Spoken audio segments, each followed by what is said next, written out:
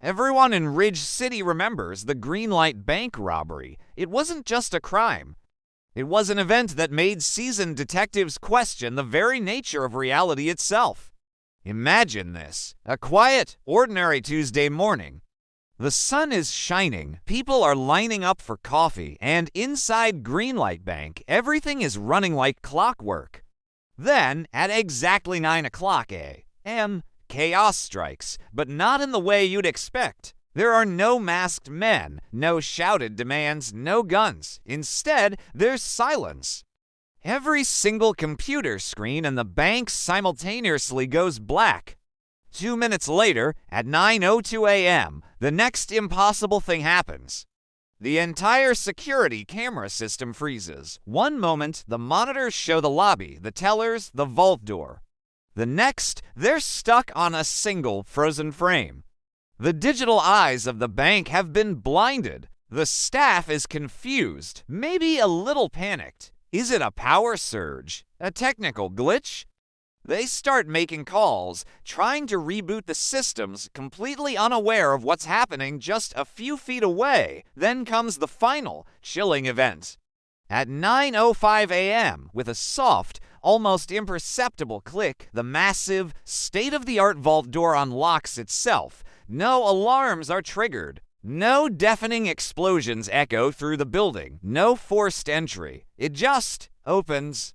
By the time the bank manager and security guards finally realize something is terribly wrong and rush to the vault, they are met with a scene that defies all logic.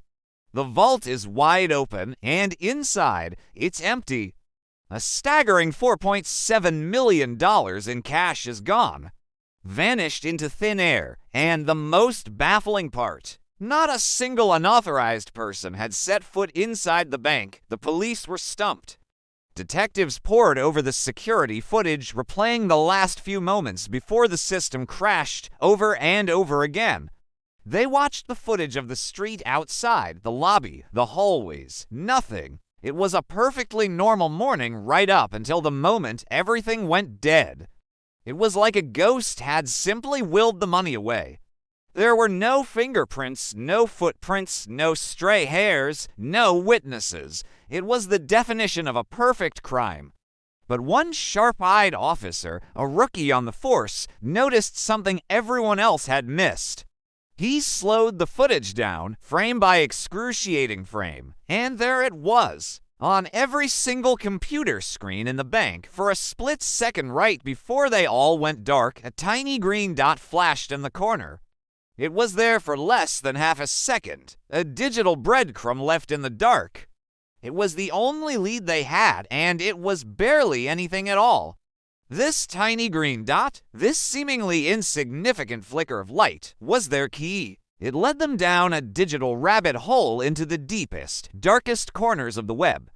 And it led them to a name, or rather, a handle, Ghostline. In the hacking underworld, Ghostline wasn't just a person. He was a myth, a legend, a whisper passed between coders in encrypted chat rooms. They said he was a digital phantom, capable of feats that bordered on magic. Stories claimed he could walk through digital walls, that he could make secure networks bend to his will from thousands of miles away, his signature move. He could supposedly predict the exact timing of a system's security resets and exploit the tiny window of vulnerability before it even happened. It wasn't just hacking, it was digital clairvoyance. Following the faint digital trail left by that green dot, investigators managed to trace the signal's origin. It wasn't some high-tech command center in a foreign country. It was a dusty, abandoned office building on the outskirts of Ridge City. The SWAT team prepared for a major confrontation, expecting a sophisticated setup, maybe even armed resistance. They stormed the building, kicking down the door to the office where the signal originated, weapons raised, ready for anything. But the room was almost completely empty. There was no bank of monitors, no complex server racks, no team of hackers. There was just a single chair, a single laptop sitting on a makeshift desk, and a small, handwritten note taped to the laptop screen. The note contained just 5 words. "You were 2 minutes late. Ghost line was gone." He had vanished, just as mysteriously as he had appeared. The laptop was wiped clean, leaving behind no data, no clues, nothing. The ghost had faded back into the machine. The case went cold. The media frenzy died down, and the Greenlight Bank robbery became a local legend, a story told to spook new detectives. The money was gone, the culprit was a ghost, and the police had hit a dead end. But the story doesn't end there. This is where it gets truly strange. 2 months later, a plain, unmarked package arrived at the bank's headquarters. There was no return address. The security team, now understandably paranoid, scanned it for every possible threat before carefully opening it. Inside, there was no bomb, no threat, just a single standard USB drive. When they plugged it into a secure, isolated computer, they found its contents. It was the money. Every single one of the $4.7 million that had been stolen, digitally transferred back into the bank's accounts. And along with the returned funds, there was one last message, a simple text file on the drive. It read, "I never wanted the money. I just wanted to prove your bank wasn't as secure as you told people. That was it." No gloating, no demands, no further explanation. The act was a statement. A multi-million-dollar security audit performed by a phantom. To this day, the identity of Ghost Line remains a complete mystery.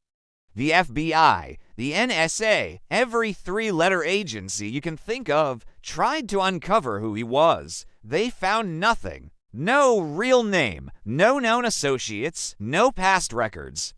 It's as if he never existed outside of the code he wrote. There was no traditional motive like greed or revenge. No one was ever arrested. It remains the most flawless crime in the city's history, and perhaps the world's committed by a man who was never even there. It serves as a chilling reminder that in our digital world, the most secure vaults can be cracked open not with dynamite, but with a few lines of code by a ghost in the machine. Thanks for watching. If you love stories that blur the line between fact and fiction, make sure to hit that like button and subscribe for more mysteries. See you next time.